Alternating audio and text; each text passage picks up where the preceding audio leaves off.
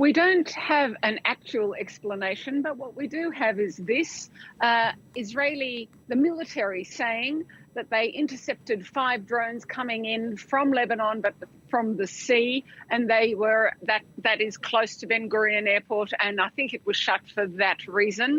It was reopened very quickly after the 5 drones were spotted and intercepted. You'll know, because we've discussed it before, Annette, that drones are the weak point in Israel's intercept system. So when they see them, they know that they have to intercept them and make sure that they have the drone that attacked Caesarea, the town where Benjamin Netanyahu has his holiday home. That was a drone too. Other drones have led to fatal results. So drones make, I think, the Israeli military nervous until it knows that it's intercepted them all. What this shows you and highlights, I think, is how very much this is an ongoing war, with both sides suffering, perhaps in different degrees, but definitely both sides firing and fired upon.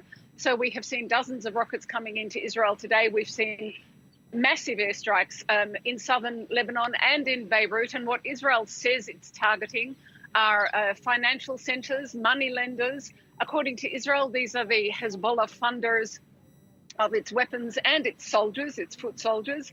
What is being said in Lebanon is that this is microfinance in a country with a banking system that's falling apart, if it hasn't already fallen apart.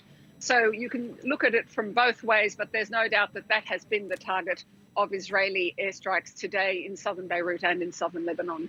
And Irris, what more can you tell us about this Iranian spy ring uncovered by Israel's police?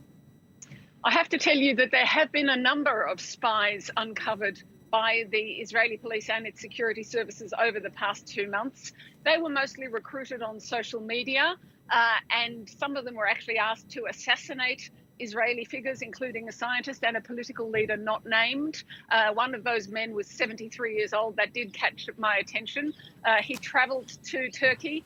Today's spy ring is different.